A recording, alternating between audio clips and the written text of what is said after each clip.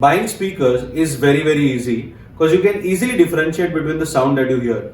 But what about the woofers? Woofers cannot be heard, they can only be fed. And that is why shopping for woofers, particularly when you're out there in the market looking to create that dream home theater experience and you're confused about what woofers to buy, and this particular video, we are going to talk everything about the woofer. I, Tanmay Mehta, your home technology consultant, like always, is going to help you make better, well-informed and correct decisions when it comes to buying anything and everything in home technology. Don't forget to subscribe to our channel right here, right now, and stay tuned because we are going to talk about all these things क्योंकि baby जैसे सबको base पसंद है. Now, one of the most important factors that really matters when we are talking about woofers is the size of the driver of the woofer. Now, typically for home theater applications, the woofer driver size starts from 8 inches, then you've got 10 inches, then you've got 12 inches. And I know as a consumer and a layman in this hi-fi industry, we generally get tempted to buy the biggest size of the woofer that can fit into our budget because we feel that big size is equal to more bass. But guess what? That's not completely true.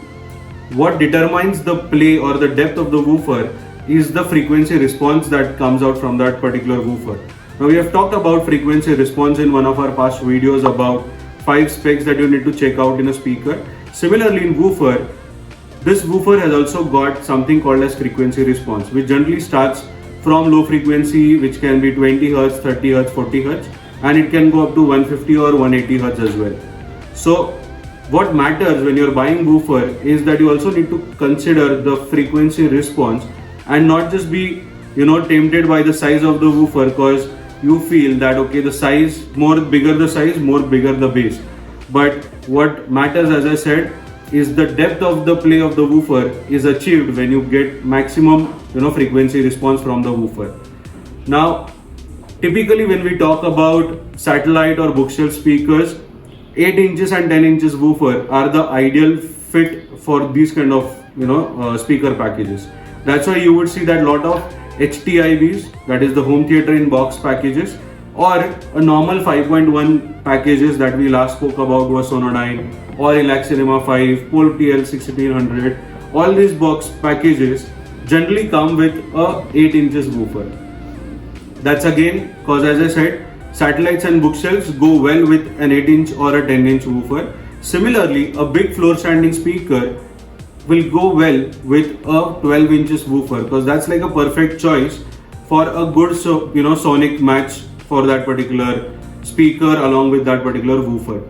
The whole purpose of determining the frequency response, determining that what sort of speakers are you pairing them with is very important because then and then only you will be able to create that immersive listening experience that you desire when you're watching your movies, you are enjoying your music, or you are basically just playing around with the home theater system. So as I said, don't just go for the size of the woofer, check out for the frequency response and also check what sort of speakers are you going to connect these woofers with. Like, is it going to be a bookshelf, satellite or a floor standing speaker, and based upon that make your choice between an 8-inch, 10-inch or a 12-inch woofer. Another important factor that matters when we are talking about the size of the woofer is the size of the area in wherein you are going to place the woofer. Now, when I talk about the area of the room, it can be starting from 100 square feet, 150 square feet, 200 square feet, or it can be in your living room. So what we need to determine is that what sort of room or what sort of area are we looking to place this particular woofer in. For instance, if you are buying it for a small bedroom or for a media room which is between 100 to 200 square feet, then I think a smaller woofer of 8 inches or 10 inches can also do good justice for that particular room size. Similarly, when we are talking about big open areas like your living room or larger family rooms, then in that case a smaller woofer will not be the perfect choice. You might have to go for a big 12 inches or a little higher size woofer. Now that is required because when we are talking about a larger room area, there's more air in the atmosphere and that air needs to be pushed, and to push that you need a good 12 inches or a bigger size woofer to do that job. And as I said, for the smaller areas like your bedrooms or your media rooms, if the air atmosphere is less, then that means that the woofer's job of pushing the air will also be less, and that's why a smaller woofer can do a great job in that particular area. Now, after we saw our first point about the size of the woofer, let us jump to the second point, which I call it as how much is too much.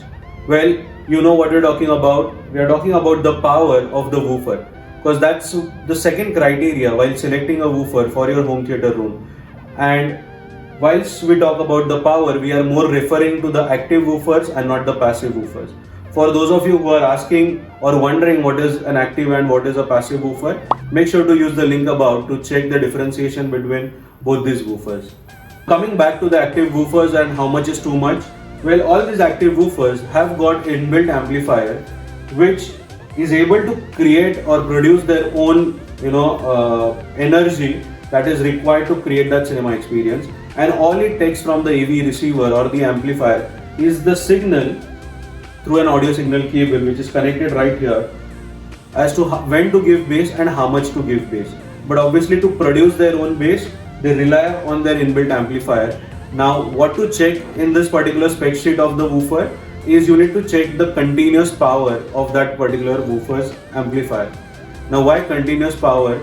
Because many companies have been fooling around by putting in peak power, and people feel, oh my god, that's a 1000 watts woofer or it's a 500 watts woofer. Well, that's not true. It may not be the continuous power, and that can just be a peak power.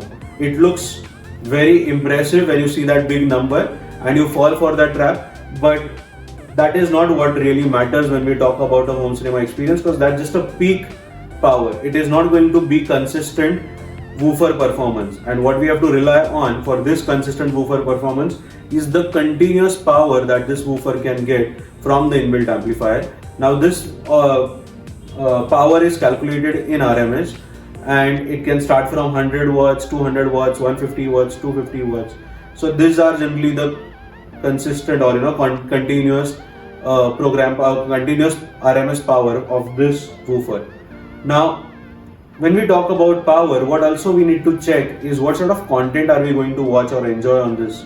For instance, if you're really an action movie buff and you want to enjoy those action movies with that rattling or that earthquake kind of effect, then you need to ensure that you're buying good high power woofers. Similarly, for those of you who are primarily going to enjoy the home theater system for your TV, soap serials, news channels, or you're going to watch a lot of documentaries on it, or you're going to listen to some music on it, then that is where even a low power woofer can do a great job, and you may not have to invest into a high power woofer.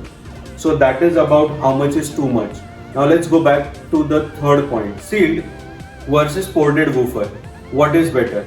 Well, that's our point number 3 discussion. To begin with the first type of woofer, that is the sealed woofer. Now it's very easy to identify a sealed woofer because the instant or you don't see any air vent or a hole in the woofer, that is where it means that this is a sealed woofer. Now, sealed woofers are very quick in response. That is because they are not dependent on the air movement within the woofer through that hole, and that is why they are more tighter in terms of performance, and they can produce accurate bass. But they cannot maybe deliver high power as you would get from a ported woofer. So that's why one of the best application of sealed woofer comes in for those who love more of treble or high frequencies in movies and music and want only a punch with low power, obviously, and that is where the sealed woofer can do that job fantastically well. These are type 2 woofers which are called as ported woofers. Now they generally are meant for high powerful bass output, and they are easily again to spot on because you have these holes or the bass reflex ports as they call it, and that is why because of these ports they also are larger in size compared to the sealed ones. So ported woofers, as I said, are meant for high powerful bass, and if you're looking for that rattling or that shake or vibration feeling, then these kind of ported woofers are something that you should look out for or you should buy when it comes to movies and music. What is passive radiator? Passive radiators are nothing but additional drivers which are basically not been connected to the active woofer's built-in amplifier, and they move when the main active driver starts moving. So that means that these are going to give you an additional free bass which is not part of the RMS value of this woofer, and that particular additional bass which is caused by that passive radiator is going to distort or is going to throw sound or is going to throw the bass everywhere in the room.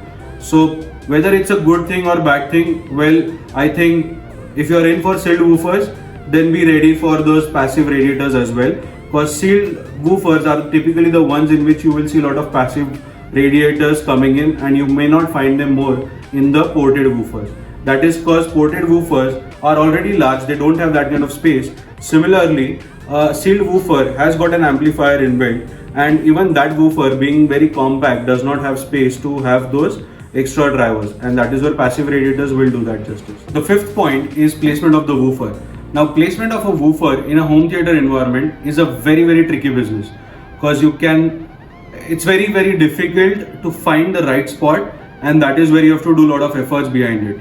So some of the things that you can consider is you need to know your viewing distance, where you're sitting, how far is it from the screen, where are your other speakers. That can be one decision. Second can be your room area. The third factor can be what sort of woofer are you buying. Are you buying a front firing, down firing, ported, sealed? A lot of these factors is going to determine the final decision of placement of the woofer. Now, if it's a larger room, as I said, larger woofer obviously is what generally people go for, but as we discussed, you have got ported, sealed, and you can make your decisions likewise. But if you are talking about dedicated cinema rooms, and we are talking about more than 4 or 5 recliners or chairs, then you need at least 2 and more woofers to cover larger sitting areas for a better sound experience. So don't invest only in one woofer, always try to invest in 2 and more woofers when we are talking about dedicated cinema rooms, because you would need multiple woofers to cover multiple sitting areas. If you have got more queries, or if you need personal recommendations, or if you need someone to guide you while you're buying these home theater systems, then I think we have got a great service for you. You can use the T20 service in the description, wherein my team will be glad to help you with your shopping experience for home theater systems. And for those of you who have got more queries, feel free to use the comment section. I'll try my level best to quickly reply to your questions and help you with your queries. And keep liking the video, keep sharing, keep subscribing, and I, Tanmay Mehta, will constantly create more and more such valuable content so that it helps you make better, well-informed and correct decisions when it comes to buying anything and everything in home technology industry. Thank you guys.